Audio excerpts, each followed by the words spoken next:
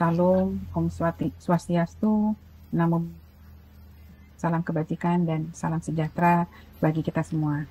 Yang sama-sama kita hormati Pak Direktur Guru Pendidikan Dasar, Pak Rahmadi, Bapak Ibu narasumber pada kesempatan siang hari ini, Bapak Ibu peserta, wakil dari Dinas Pendidikan, Kepala Sekolah, pengawas, guru, sahabat-sahabat GTK, senang sekali pada siang hari ini saya bisa bertemu dengan Bapak Ibu guru selaku sahabat GTK. Bapak Ibu, pada kesempatan siang hari ini adalah merupakan kesempatan yang sangat berharga menurut saya, di mana kami dari Kemendikbudristek bisa menyampaikan terkait dengan kebijakan-kebijakan terbaru, di mana dalam seri webinar ini adalah khusus terkait dengan beban kerja guru di dalam pelaksanaan kurikulum. Baik, Bapak Ibu, untuk mempersingkat waktu, seperti yang disampaikan tadi dari Ibu MC, maka saya akan tayangkan paparan terkait dengan beban kerja guru. Baik, Bapak Ibu, sebagaimana kita ketahui di dalam implementasi kurikulum pasti sangat berkaitan erat dengan beban kerja guru. Ya, di dalam kurikulum yang baru, bagaimana beban kerja guru dari masing-masing guru yang sudah punya sertifikat pendidik untuk mata pelajaran tertentu. Lanjut. Baik, Bapak Ibu, saya mencoba mengingatkan kembali bahwa kita punya Undang-Undang Guru dan Dosen, yaitu Undang-Undang Nomor 14 tahun 2005. Ini mohon maaf, saya salah nulisnya. Jadi di dalam pasal 35 Undang-Undang Nomor 14 tahun 2005 tentang guru dan dosen disebutkan bahwa beban kerja guru itu mencakup kegiatan pokok mulai dari merencanakan, Bapak Ibu, lalu melaksanakan pembelajaran, menilai, membimbing dan melatih peserta didik, serta melaksanakan tugas tambahan. Nah, sebagaimana juga disampaikan di dalam undang-undang tersebut bahwa beban kerja guru itu sekurang-kurangnya adalah 24 jam tatap muka, sebanyak-banyaknya 40 jam tatap muka. Dan itu dilaksanakan dalam kurun waktu 1 minggu. Nah, terkait ketentuan lebih teknis, ini diatur lebih lanjut di dalam peraturan pemerintahnya. Lanjut. Lanjut, Mas. Nah, Bapak Ibu, di dalam ketentuan peraturan pemerintahnya, di dalam pasal 52 PP 19 tahun 2017 tentang perubahan atas PP 74 tahun 2008 tentang guru. Jadi Bapak Ibu, PP 74 tahun 2008 tentang guru ini sudah mengalami 1 kali perubahan, yaitu dengan PP 19 2017. Di situ juga ditegaskan kembali terkait dengan kegiatan pokok seperti apa yang ada di dalam undang-undang. Dan di sini pun disampaikan ketentuan yang lebih teknis terkait dengan beban kerja guru tersebut akan diatur di dalam peraturan menteri. Lanjut. Awas jemuran, Sat. Nah ini Bapak Ibu, sebagaimana mandat di dalam PP 19 bahwa akan diatur lebih teknis terkait dengan beban kerja guru, yaitu di Permendikbud 15 tahun 2018 tentang pemenuhan beban kerja guru, kepala sekolah dan pengawas sekolah. Nah, di dalam pasal 2-nya itu ditegaskan, Bapak Ibu, ini menegaskan kembali apa yang disampaikan di dalam undang-undang dan PP bahwa sesungguhnya guru, kepala sekolah, dan pengawas sekolah itu adalah melaksanakan beban kerja 40 jam dalam 1 minggu. Nah, di dalam beban kerja ini, Bapak Ibu, ini dibagi kapan waktu kerjanya dan kapan waktu istirahatnya. Jadi 40 jam dalam 1 minggu itu adalah 37,5 jam itu adalah waktu kerja efektifnya kita. Dan 2,5 jam itu adalah jam istirahat. Manakala sekolah akan menambahkan jam istirahat, itu tidak bisa mengurangi beban kerja yang 37,5-nya. Jadi seperti itu. Jadi paling tidak beban kerja kita sebagai seorang pegawai itu adalah 40, di mana dibagi 37,5 jam adalah kerja efektifnya dan 2,5 jam adalah istirahatnya. Lanjut. Nah, di dalam pasal 3 itu dikatakan, Bapak Ibu, bahwa yang beban kerja efektif tadi, yang 37,5 jam tadi, itu adalah melaksanakan apa-apa yang dimandatkan di dalam undang-undang. Mulai dari merencanakan pembelajaran, melaksanakan pembelajaran, menilai hasil pembelajaran, membimbing dan melatih, serta melaksanakan tugas tambahan. Dan semua kegiatan-kegiatan tadi, Bapak Ibu, khususnya untuk yang warna hijau yang melaksanakan pembelajaran atau pembimbingan, ini dilaksanakan dalam kegiatan intra kokurikuler dan juga kegiatan ekstra kurikuler. Di dalam pasal 4-nya itu dijelaskan lebih detail. Ya, jadi tugas guru merencanakan pembelajaran itu mengikuti yaitu mulai pengkajian kurikulum, pengkajian program tahunan, juga bagaimana membuat rencana pelaksanaan pembelajaran dan juga pembimbingan sesuai dengan standar proses seperti itu. Nah, sementara melaksanakan pembelajaran itu sendiri, Bapak Ibu, tentu saja merupakan pelaksanaan dari kegiatan-kegiatan apa yang sudah kita rencanakan sebelumnya, gitu ya. Jadi di dalam ayat 2-nya itu melaksanakan pembelajaran itu adalah melaksanakan kegiatan-kegiatan yang sudah tertuang di dalam RPP ataupun RPL bagi guru bimbingan yang Bapak Ibu sudah buat. Lanjut. Nah, pelaksanaan pembelajaran tadi Bapak Ibu inilah yang merupakan beban kerja yang harus dipenuhi paling sedikit 24 jam tatap muka sampai dengan paling banyak 40 jam.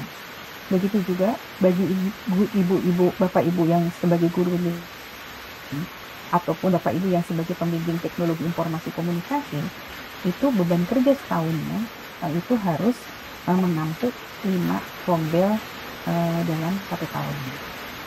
Lalu pelaksanaan kegiatan berikutnya adalah menilai hasil pembelajaran atau pembimbingan Bapak Ibu, dan juga bagaimana membimbing dan melatih peserta didik dalam kegiatan-kegiatan ko dan ekstrakurikuler. Nah, di samping kegiatan-kegiatan tadi, Bapak Ibu, ada juga yang disebut dengan tugas tambahan guru. Dan tugas tambahan ini tentu saja merupakan tugas tambahan yang melekat pada pelaksanaan tugas pokok, gitu ya. Jadi ada dari Bapak Ibu yang diangkat sebagai wakil kepala sekolah, ada yang diangkat sebagai ketua program, kepala perpustakaan, kepala laboratorium, bengkel atau unit produksi pada sekolah menengah kejuruan, ataupun sebagai pembimbing khusus, ataupun ada tugas-tugas tambahan lain yang tidak termasuk dalam huruf A sampai E tadi yang saya sebutkan, seperti itu. Nah, tugas-tugas tambahan yang A sampai E tadi dilaksanakan di sekolah Bapak Ibu, bukan di Saklingka lainnya. Jadi untuk wakil kepala sekolah, ketua program, kepala perpustakaan, kepala laboratorium ataupun pembimbing khusus, ini semuanya harus dilaksanakan di satuan administrasi pangkal Bapak Ibu semua sebagai guru. Lanjut. Nah, Bapak Ibu, tugas tambahan yang tadi saya sebutkan dari huruf A sampai E tadi sebagai wakil kepala sekolah, sebagai kepala perpustakaan dan sebagainya, itu dapat diekuivalensikan 12 jam tatap muka, ataupun bagi guru bimbingan konseling, maka ini dapat diekuivalensikan mengampu 3 rombongan belajar dalam 1 tahun. Seperti itu. Nah, tugas tambahan sebagaimana dimaksud tadi itu diekuivalensikan dengan 9 jam tatap muka. Jadi untuk tugas tambahan yang tidak saya sebutkan tadi, di luar huruf A sampai dengan yang wakil kepala sekolah, kepala laboratorium, itu diakui 9 jam tatap muka. Lalu tugas tambahan lainnya yang tidak termasuk wakil kepala sekolah tadi apa saja sih yang dapat diakui 6 jam? Yaitu adalah Bapak Ibu yang bertugas sebagai wali kelas, sebagai pembina OSIS, sebagai pembina ekstrakurikuler, sebagai koordinator PKB, sebagai guru piket, sebagai ketua LSPPI P1, sebagai penilai kinerja guru, sebagai pergurus organisasi atau asosiasi profesi guru, dan atau Bapak Ibu kalau mendapat tugas sebagai tutor pada pendidikan jarak jauh. Maka beban-beban ini dapat diakui Bapak Ibu mengampu 6 jam tatap muka. Seperti itu. Lanjut. Nah, Bapak Ibu, tugas tambahan lain tadi, ya, yang dari huruf A sampai huruf G yang saya sebutkan tadi, semua dilaksanakan pada satuan administrasi pangkalnya. Nah, tugas tambahan ini, Bapak Ibu, dapat dihitung sebagai pemenuhan jam tatap muka sesuai dengan ketentuan peraturan perundang-undangan. Seperti itu. Dan sekali lagi, Bapak Ibu, tugas tambahan lain yang tadi, itu diekuivalensikan secara kumulatif. Misalnya Bapak Ibu sebagai guru piket, lalu Bapak Ibu sebagai wali kelas, Bapak Ibu sebagai pengurus organisasi itu bisa dijumlahkan secara kumulatif dan paling banyak jam tatap muka. Nah, pelaksanaan 2 atau lebih tugas tambahan yang tadi saya sebutkan Bapak Ibu oleh guru bimbingan konseling ataupun guru TIK ini dapat diakui mengampu satu rombongan belajar per tahun. Nah, guru-guru yang mendapat tugas tambahan lain tadi ini wajib memenuhi pembelajaran tatap muka paling sedikit 18 jam tatap muka. Jadi sisanya Bapak Ibu guru-guru tersebut tetap harus memenuhi paling tidak 18 jam tatap muka. Ataupun bagi guru BK atau guru bimbingan TIK paling tidak dia harus memenuhi 4 rombongan belajar. Nah, dalam kondisi tertentu ternyata masih juga tidak dapat dipenuhinya pemenuhan 18 jam tatap muka tadi. Maka guru-guru dimaksud dapat memenuhi dengan mengajar di tempat satuan pendidikan lain. Nah, satuan pendidikan lain itu harus ada zonanya, zona yang ditetapkan oleh masing-masing dinas pendidikan sesuai dengan ketentuan peraturan perundang-undangan. Jadi guru-guru yang tidak dapat memenuhi beban mengajar tadi dapat memenuhi beban mengajarnya pada satuan pendidikan lain pada zonanya. Nah, guru mata pelajaran tadi Bapak Ibu melaksanakan kewajiban pelaksanaan pembelajaran paling sedikit 12 jam tatap muka per minggu pada sakmingkalnya. Jadi paling tidak 12 jam tatap muka itu harus dipenuhi dulu di sakmingkalnya. Maka sisanya itu dia bisa penuhi di satuan pendidikan lain sesuai dengan zona yang ditetapkan oleh masing-masing dinas pendidikan. Lanjut. Nah, Bapak Ibu, terkait dengan pemenuhan paling sedikit 24 jam tatap muka ini dapat bagi guru-guru yang dalam kondisi Bapak Ibu. Jadi ada guru-guru secara ketentuan minimum di dalam struktur kurikulumnya itu tetap nggak bisa dipenuhi gitu ya, karena memang jam kurikulumnya itu hanya sedikit dan juga rombelnya cuma sedikit, sehingga dipaksakan pun guru tersebut tidak dapat memenuhi ketentuan 24 jam tatap mukanya. Jadi ini dikecualikan bagi guru tersebut, juga bagi guru-guru pendidikan khusus, guru-guru pendidikan layanan khusus, dan juga bagi guru-guru yang mengajar pada sekolah Indonesia luar negeri, seperti itu. Nah, pemenuhan pelaksanaan bimbingan konseling pun atau guru atau bimbing TIK Bapak Ibu ini pun juga dapat dikecualikan dalam hal rombongan belajar dalam satuan pendidikan tersebut kurang dari 5 rombel. Maka bagi guru-guru tersebut pun dapat dikecualikan pemenuhan untuk mengajar di dalam 5 rombongan belajar dalam satu kelas. Lanjut. Nah, bagaimana dengan beban kerja guru di dalam implementasi pembelajaran pada kurikulum merdeka? Nah, Bapak Ibu, Kementerian Pendidikan, Kebudayaan, Riset dan Teknologi sudah menerbitkan Bapak Ibu terkait dengan Permendikbud 262 tentang perubahan atas keputusan Menteri Pendidikan, Kebudayaan, Riset Teknologi nomor 56 tahun 2022 tentang pedoman penerapan kurikulum dalam rangka pemulihan pembelajaran. Nah, di dalam ketentuan ini pun ditegaskan kembali Bapak Ibu bahwa beban kerja guru pada satuan pendidikan pelaksanaan kurikulum merdeka ini tetap mengacu pada ketentuan peraturan perundang-undangan yang mengatur mengenai beban kerja guru, kepala sekolah dan pengawas sekolah yang tadi saya sebutkan, yaitu Permendikbud 15 tahun 2018. Nah, beban kerja pun sama sesuai dengan ketentuan dari peraturan dimaksud, mulai dari merencanakan sampai dengan melaksanakan tugas tambahan yang melekat pada pelaksanaan kegiatan pokok. Lalu di situ pun ditegaskan kembali bahwa kegiatan pokok guru itu adalah paling sedikit harus menempuh 24 jam tatap muka, paling banyak 40 jam tatap muka. Lalu bagaimana perhitungan kegiatan pokoknya? Di dalam Permen pun ditegaskan Bapak Ibu, paling tidak kepala sekolah itu menghitung berapa sih kebutuhan jam tatap muka di dalam 1 tahun bagi satu orang guru. Maka di dalam pemenuhan dalam 1 tahun itu berapa jam, dicoba dibagi dengan per minggunya, sehingga akan menghasilkan berapa jam kira-kira guru harus memenuhi beban kerjanya di dalam 1 minggu. Jadi beban kerja 1 tahun dibagi dengan beban kerja 1 minggu akan menghasilkan 24 jam tatap muka atau tidak. Nah, pemenuhan beban kerja ini pun Bapak Ibu adalah untuk melaksanakan pembelajaran atau pembimbingan yang dilakukan di kegiatan intra, co, dan ekstra kurikuler. Lanjut. Nah, Bapak Ibu, sebagaimana dimuat di dalam segmen dimaksud, Bapak Ibu, untuk pemenuhan beban kerja guru pada satuan pendidikan pelaksanaan kurikulum merdeka, tentu saja Bapak Ibu harus memperhatikan jumlah jam yang ada di dalam kurikulum tersebut. Jadi pelaksanaan kurikulum merdeka dapat tercapai apabila jumlah guru pada satuan pendidikan pelaksanaan kurikulum itu sesuai dengan kebutuhan. Maka kepala sekolah itu bertugas untuk menghitung kebutuhan guru berdasarkan pemenuhan beban kerja sebagaimana yang dituangkan di dalam struktur kurikulum merdeka.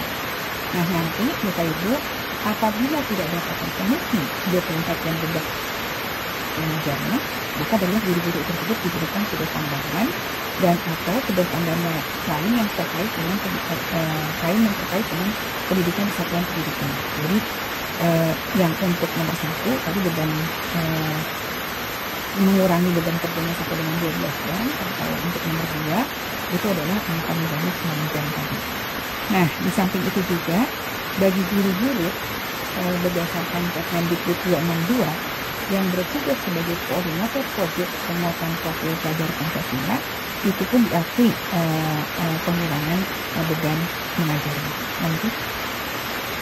Lalu apa sih sebenarnya tugasnya dari koordinator proyek profil Pancasila ini? Nah, Bapak Ibu yang ditunjuk nanti sebagai koordinator proyek maka bertugas mengembangkan kemampuan ataupun kepemimpinan dalam pengelolaan proyek penguatan profil pelajar Pancasila di masing-masing satuan pendidikan. Dan bagaimana juga Bapak Ibu yang ditunjuk nanti mengelola sistem yang dibutuhkan oleh pendidik sebagai fasilitator proyek penguatan profil Pancasila. Di samping itu juga koordinator ini bertugas memastikan kolaborasi pembelajaran itu terjadi di antara pendidik dari berbagai mata pelajaran.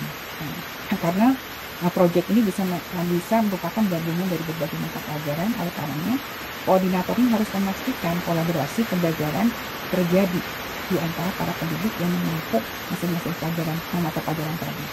Dan juga bagaimana koordinator ini memastikan tujuan dan asesmen pembelajaran yang diberikan sesuai dengan capaian profil pelajar Pancasila dan juga kriteria kesuksesan yang sudah ditetapkan.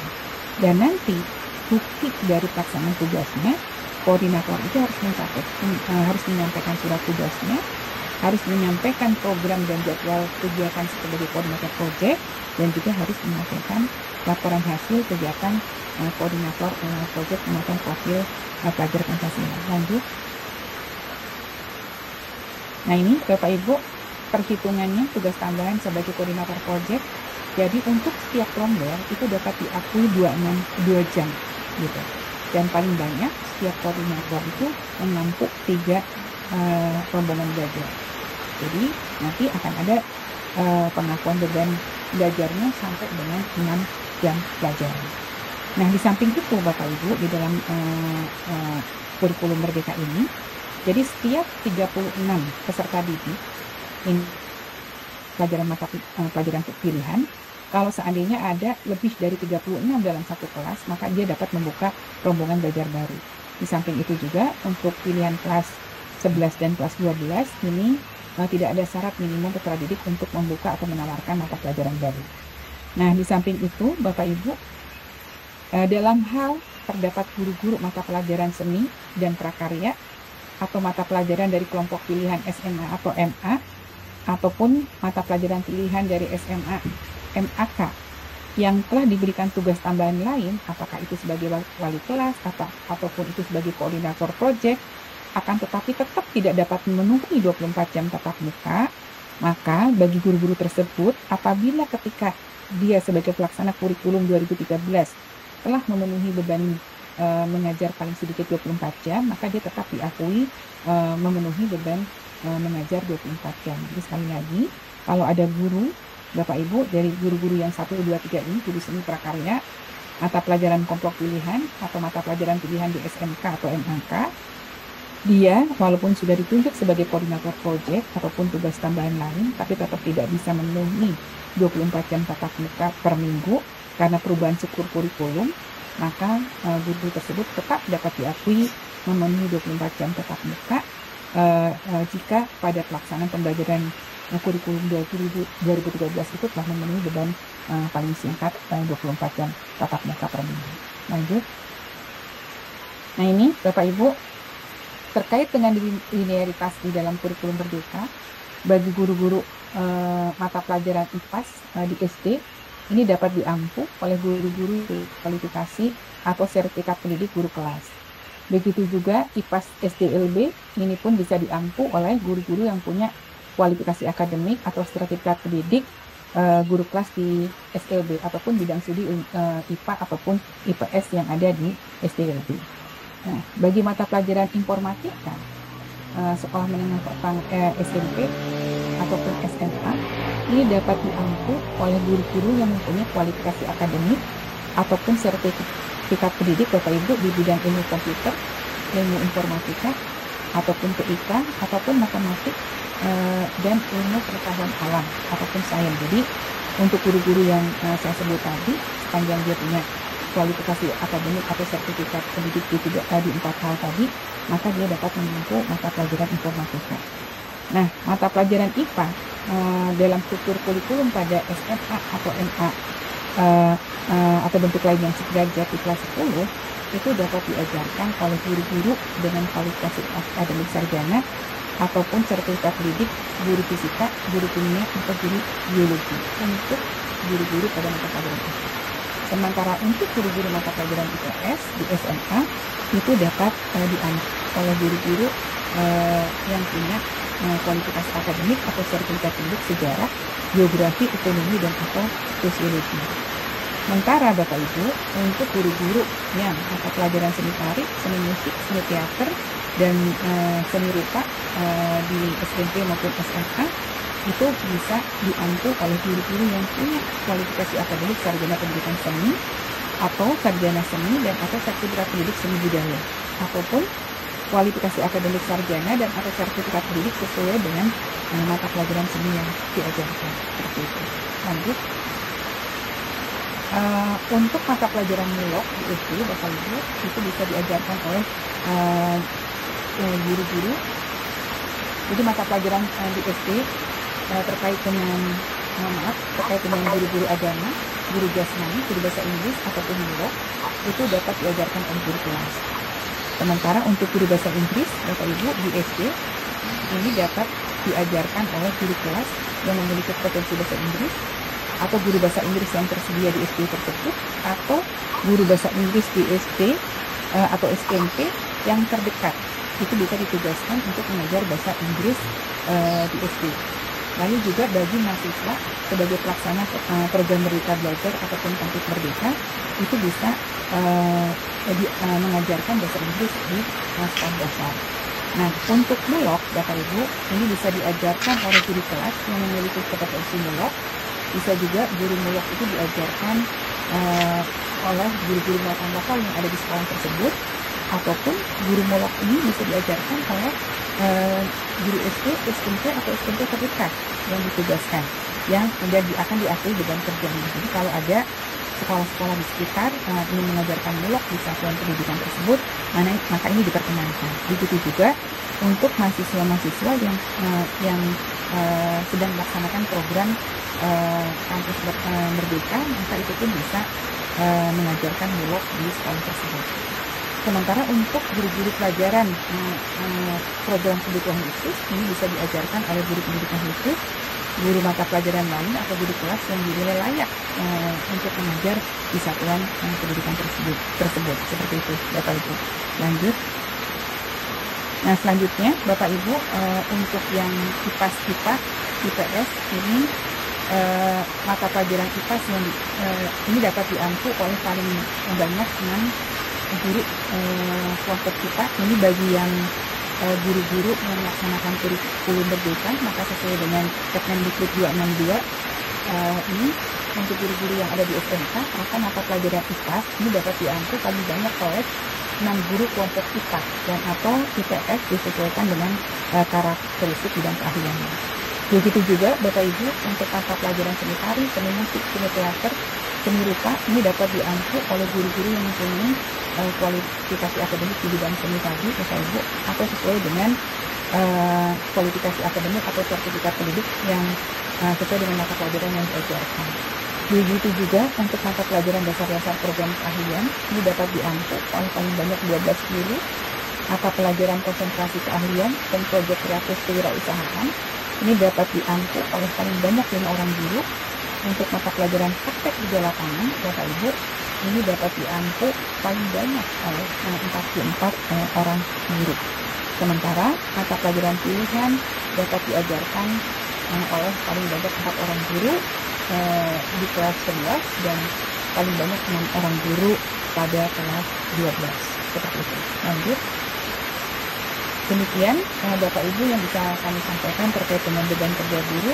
Kalau seandainya Bapak Ibu guru ingin mendapatkan peraturan-peraturan ini, Bapak Ibu di grupnya Bapak Ibu di jdih.kemdikbud.go.id, sehingga Bapak Ibu terkait dengan materi-materi atau peraturan-peraturan yang ada di Kementerian Pendidikan, Kebudayaan, Riset dan Teknologi, Bapak Ibu dapat langsung mengunduh pada jdih.kemdikbud.go.id.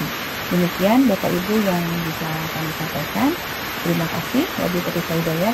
Wassalamualaikum warahmatullahi wabarakatuh. Waalaikumsalam.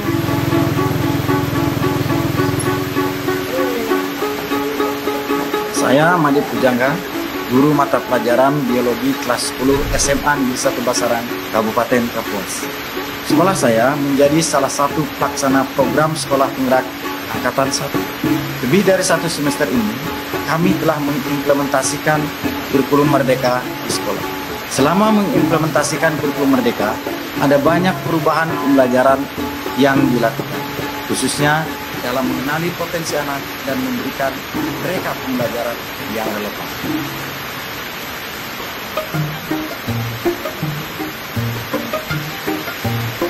Pada kurikulum sebelumnya, kita mengenal kompetensi dasar. Nah, dalam kurikulum Merdeka ini, kita menggunakan capaian pembelajaran yang lebih sederhana dan lebih nyaman.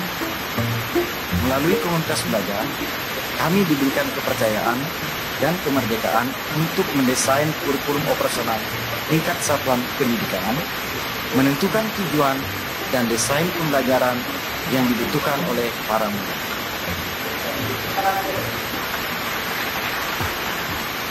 Dalam kurikulum Merdeka, kami dibantu dengan platform Merdeka Mengajar yang banyak berisi tentang pelatihan mandiri, video-video inspirasi, dan tata cara melakukan asesmen diagnostik. Saya telah melakukan asesmen diagnostik pada murid-murid sampai dengan tahap analisis. Data kondisi literasi dan numerasi, gaya belajar, serta minat para murid saya gunakan untuk mendesain pembelajaran.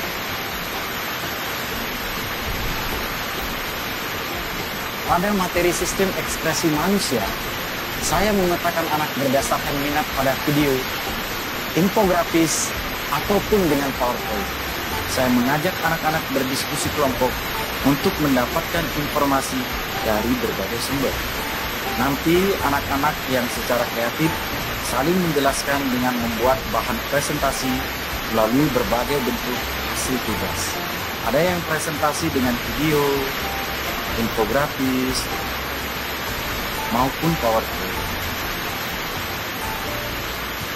Dari sini kita lihat, bukan hanya anak-anak saja yang belajar, tetapi sebagai guru, saya juga belajar dari kemampuan dan kreativitas yang mereka miliki.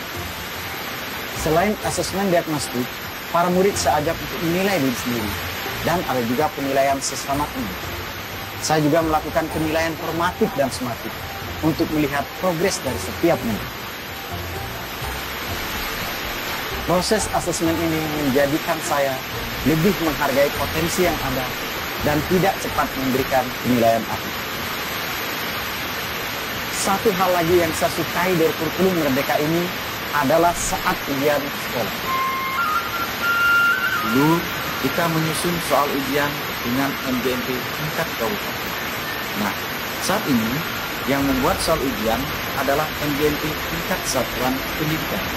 Sehingga soal yang dibuat betul-betul sesuai dengan kondisi anak yang kita ada.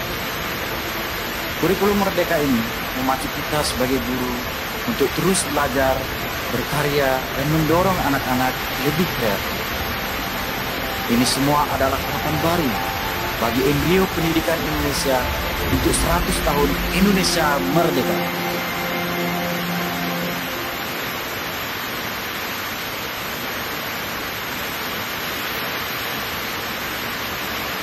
Baik, tadi sudah sama-sama kita saksikan video testimoni implementasi kurikulum Merdeka platform Merdeka Mengajar.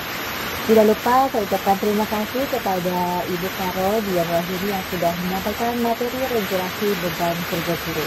Seperti yang sudah disampaikan oleh Ibu Carol tadi bahwa regulasi beban kerja guru dapat dilihat di bbih.kemdikbud.go.id. Baik, sahabat PPK, tidak lupa saya mengingatkan kembali kepada sahabat PPK yang ingin mengajukan pertanyaan, bisa ditulis di kolom Q&A di media Zoom. Nanti akan kami bacakan untuk pertanyaan yang sudah ditulis.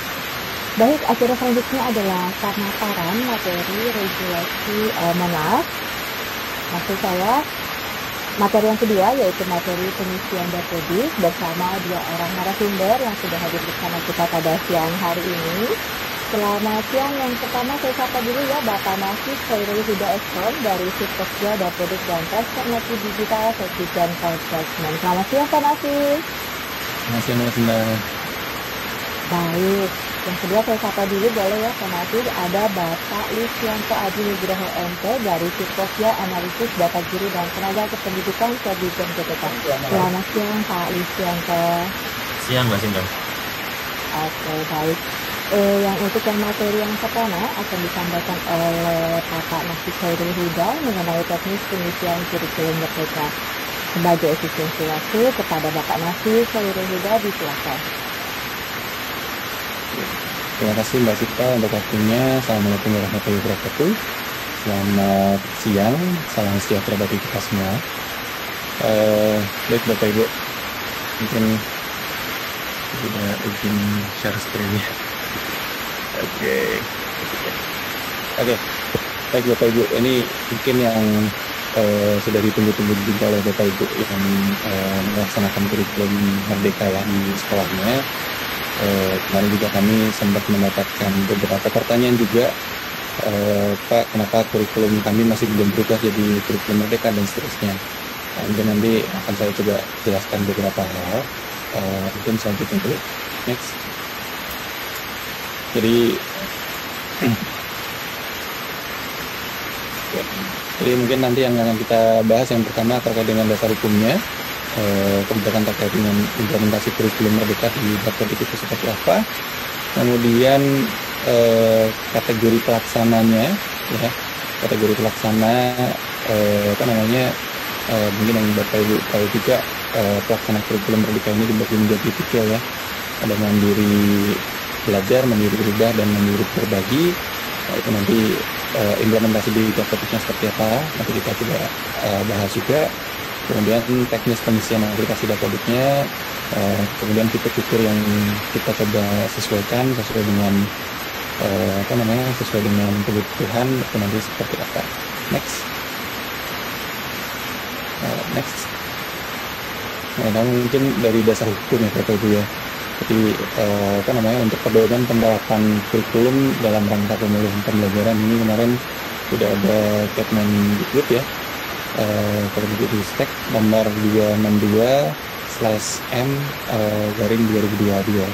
Kemudian kemarin juga ada keputusan Kepala Badan Standar Kurikulum dan Asesmen Pendidikan nomor 44/H/KR/2022 tentang Satuan Pendidikan Pelaksana Implementasi Kurikulum Merdeka pada tahun ajaran 2022-2023. Next. Kemudian ada satu lagi keputusan Kepala Badan Standar Kurikulum dan Asesmen Pendidikan nomor 24 garing H garing KR garing 2022 tentang konsentrasi keahlian SMK atau MAK pada kurikulum Merdeka. Nah, ini dasar hukum yang kita pakai untuk untuk kita jadikan juga validasi di Dapodik ya Bapak Ibu ya. Next. Kemudian dari kategori pelaksana mungkin Bapak Ibu juga sudah terinfo ya. Jadi bahwa untuk kategori pelaksana kurikulum Merdeka ini ada 3. Yang pertama itu mandiri belajar, kemudian ada mandiri berubah, dan mandiri berbagi. Nah, mandiri belajar ini satuan pendidikan menerapkan beberapa bagian dan prinsip kurikulum Merdeka tanpa mengganti kurikulum yang digunakan di satuan pendidikan. Berarti kurikulum yang masih dipakai itu masih kurikulum yang lama, tapi beberapa bagian ini sudah mulai menerapkan kurikulum Merdeka, Bapak Ibu. Kemudian mandiri berubah ini menggunakan kurikulum Merdeka, menggunakan perangkat ajar yang disediakan dan menerapkan pembelajaran terdiferensiasi secara sederhana. Berarti sudah mulai mengimplementasikan kurikulum Merdekanya. Kemudian mandiri berbagi, satuan pendidikan menerapkan kurikulum Merdeka dengan mengembangkan perangkat ajar secara mandiri. Nah, kalau status di Dapodiknya seperti apa? Jadi ini kita coba bagi berdasarkan status implementasinya ya, mandiri belajar, mandiri berubah, dan mandiri berbagi. Nah, untuk yang mandiri belajar, karena ini masih tadi mungkin dijelaskan masih menggunakan kurikulum yang sebelumnya tanpa mengganti kurikulum, berarti di Dapodiknya ini status pelaksanaan kurikulumnya masih menggunakan kurikulum 2013. Kemudian untuk mandiri berubah dan berbagi, ini sudah pakai kurikulum Merdeka. Kemudian untuk sekolah penggerak dan SMKPK ya Bapak Ibu kemarin, ini menggunakan kurikulum Merdeka. Ya, next. Nah, untuk penanda Bapak Ibu, jadi kalau Bapak Ibu sekolahnya masuk ke dalam tadi SK Kaban Beskap ya Bapak Ibu ya. Nah, ini penandanya di beranda yang ada di Dapodik itu nanti akan muncul implementasi kurikulum Merdekanya dia menggunakan apa. Nah, banyak pertanyaan yang masuk ke kami, Pak, nama sekolah saya sudah masuk ke SK, tapi kenapa status implementasi kurikulumnya masih K13? Coba dicek lagi apakah statusnya itu mandiri belajar, mandiri berbagi, atau mandiri berubah. Karena kalau masih mandiri belajar, seperti yang saya jelaskan tadi, kurikulum yang dipakai itu masih kurikulum 2013. Nah, kalau sudah implementasi kurikulumnya sudah muncul Merdeka, ini berarti nanti juga akan ada penyesuaian ya Bapak Ibu ya untuk pengisian mata pelajarannya, pengisian rombongan belajarnya, dan kalau untuk yang SMA itu biasanya akan agak sedikit berbeda, ada tambahan jenis rombongan baru. Okay, next. Nah, untuk teknis pengisian ya Bapak Ibu, untuk teknis pengisian yang pertama untuk yang jenjang SMA, SMK, dan kesetaraan, ini saat membuat trombel kan pasti ditanya ya, ini program keahlian atau konsentrasi keahlian atau program yang dilayani itu apa. Nah, ini nanti perlu ditambahkan dulu Bapak Ibu. Kemudian pengisian program dan layanan di jenjang SMA kesetaraan dilakukan melalui aplikasi Dapodik. Tapi untuk yang SMK, untuk pengisian program dan konsentrasi keahlian di jenjang SMK ini dilakukan melalui manajemen Dapodik yang dikelola oleh teman-teman di dinas provinsi ya, karena untuk penambahan kompetensinya ada di manajemen Dapodik. Next. Nah, ini mungkin untuk contohnya Bapak Ibu untuk tampilannya. Jadi nanti ada di menu data rinci sekolah, kemudian program pengajaran yang dilayani ini bisa ditambahkan untuk yang SMA ya, bisa ditambahkan di melalui aplikasi Dapodik, ditambahkan next, diklik untuk tambah, kemudian nanti cari yang keywordnya itu umum gitu ya, Merdeka umum, nanti dipilih, kemudian tutup dan simpan. Nah, next. Nah, kemudian untuk yang kesetaraan juga kurang lebih sama gitu ya Bapak Ibu, seperti yang di SMA, terlebih untuk yang paket C ya, karena yang setara dengan SMA itu paket C, itu bisa ditambahkan paket C umum ya, ditambahkan klik menu tambah dan pilih nanti paket C umum. Next. Tapi itu nanti perlu dipastikan flagging atau status kurikulum yang di depan tadi ya harus sudah merdeka. Next. Oke. Nah, kemudian untuk yang SMK ini nanti ditambahkan di di dinas terlebih dahulu. Nah, nanti setelah ditambahkan di dinas, nanti dari sekolah itu tinggal melakukan tarik data. Next, Mbak, mungkin. Jadi setelah nanti ditambahkan di dinas ya, ini di dinas yang melakukan penambahannya, dipilih nanti sekolahnya, next. Kemudian nanti ada menu untuk menambahkan kompetensi keahlian di sana, tinggal dipilih kompetensi keahliannya, dia mau pakai kompetensi keahlian apa yang diajarkan di sekolah tersebut. Oke, nah ini ada sedikit perbedaan penamaan ya Bapak Ibu ya, kalau untuk yang kelas 10 dan kelas 11, 12 gitu ya. Kalau di SMK itu kelas 10 itu yang dipilih adalah program keahlian, makanya di situ tidak ada penandanya. Kalau yang kelas 11, 12 itu penandanya ada dalam kurung K, itu menunjukkan bahwa ini sudah masuk ke konsentrasi keahliannya. Oke, next. Oke, ini contohnya, next. Oke.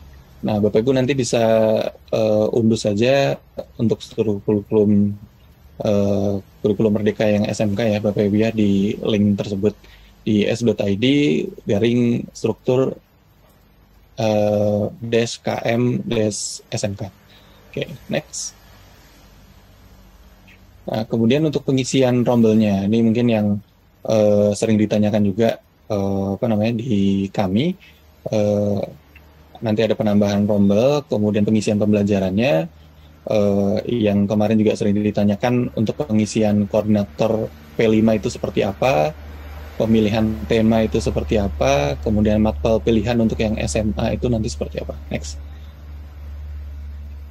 Nah, untuk rombongan belajar, untuk rombongan belajar bagi yang status kurikulumnya itu adalah kurikulum merdeka, secara otomatis di Dapodiknya kami memberikan validasi ya Bapak Ibu ya.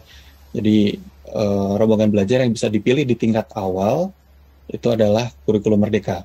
Jadi nanti ditandai dengan pemilihan kurikulumnya. Atau kalau yang di SMA berarti nanti pilih yang program dilayaninya merdeka umum yang tadi udah dipilih. Kalau untuk yang untuk yang SMP dan SD itu tinggal nanti ditandainya otomatis nanti di pilihan kurikulumnya. Nah, next. Kemudian untuk yang SD ini masih seperti tahun lalu yang untuk sekolah penggerak, sebenarnya pengisiannya kurang lebih sama.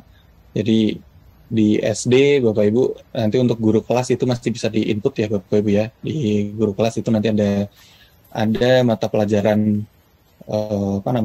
mata pelajarannya itu guru kelas SD, MI, SLB. Kemudian jumlah jamnya itu 24 jam, maksimalnya juga 24 jam. Nah, untuk mata pelajaran yang lain gitu ya, mata pelajaran yang lain yang diampu oleh guru kelas tersebut, karena di sini kan kalau sesuai dengan struktur kurikulum itu didata untuk yang mata pelajaran yang diampu ya. Mata pelajaran yang lain itu nanti bisa diisikan jamnya 0 saja, karena itu sudah sudah terhitung dari guru kelas yang tadi sudah diisikan. Nah, kemudian untuk PJOK ini silahkan diisikan. PJOK biasanya guru lain ya yang mengisi.